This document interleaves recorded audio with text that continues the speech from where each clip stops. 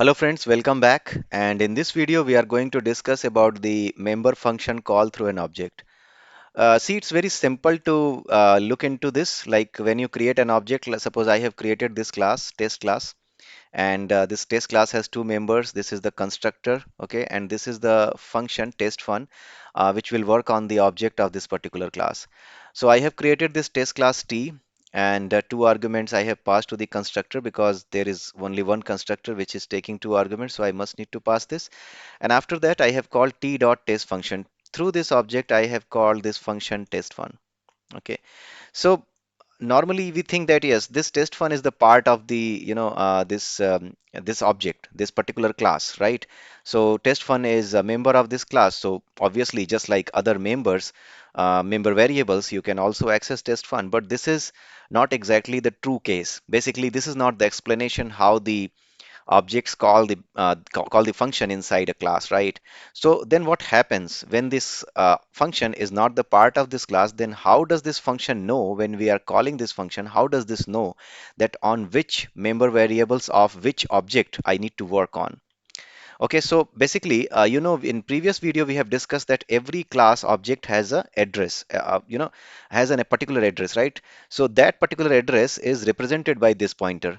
So this pointer contains the address of that particular object. In the previous video, we have seen that address of t and the address printed here inside like test fun or wherever inside this class. If you do that, then in that case, you will be able to see the same address, right? So that is, that is this pointer which contains the address of the object. So what happens when you call this test fun through the t? This is the object through this t. When you are calling this test fun, then what happens that the address of this particular object, right? This pointer, exactly this pointer is passed to this test fun apart from any other arguments. Okay, if this test fun was taking any argument, then those arguments you need to pass. But without passing this t, the object of t, which is this pointer for this particular class object t, that is secretly passed to this test function, and based on that object, that address, this particular test function know that on which variable I need to work on. Okay, so this is how the functions call the particular object member variables, because you can create number of objects, right? And you can call test fun, and test fun is not the part of your class, is not the part of your object, and that makes sense as well, right? Because function doesn't change with the objects, right? Function doesn't change with the object. Function is a behavior, so the behavior is already defined, that will remain same for all the objects, but the values in these variables, member variables, change. And that is why these functions are not the part of your class, but these variables are the part of your class, are the part of your object. So that is why it makes sense that our functions, they should not be the part of the object, they should not be the part of the class, and that is why it has not been made as the part of the object, right? And there is a optimization done by the, there is a, there is a, you can say, a workaround to make it more efficient by the compilers, to make it more efficient, make the call more efficient, make it more efficient, like just passing the address of the object and let the function work on the members of that object, right? So this is how it is working, right? This is how you can see that test class object calls the test function. Okay, so I hope you might have understood that why the member function calls even after the functions are not the part of the class, even after they are able to identify that which object I need to work on, because through the t.test fun you have passed the address secretly to this, which is carried out by the compiler itself, right? So that is how it works. So I hope you must have understood this. So before I conclude for this particular video, let us see what is the type of this pointer. Okay, this pointer has the type, it's like test class asterisk const, you know, p.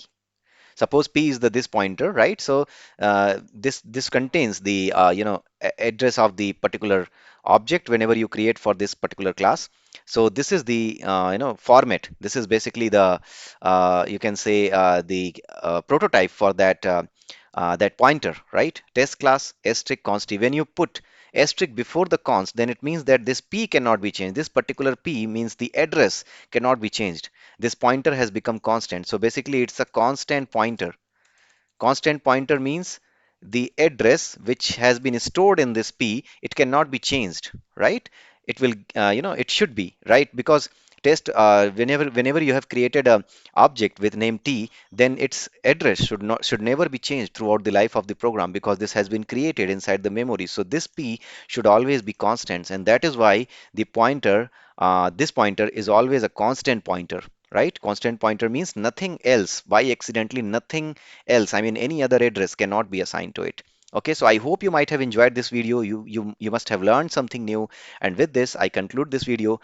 Please like, share my channel, and please like, share this video, and tell your friends that there is a channel which can help you. If they are real, if they are a student, then this is really useful for them. If you are a BTech student, if you are a MCA student, then this is really useful for you, especially if you are in the first or second semester, right? And also, if you are working in any of the organization, then also it is useful because you must be going through the interview phases. You must be, trying to change your companies, right? So you need to give the interview. So in that case as well, these videos will really help you. These are 5 to 10 minutes videos. They are surely going to help you. Thank you and have a nice day, and bye bye.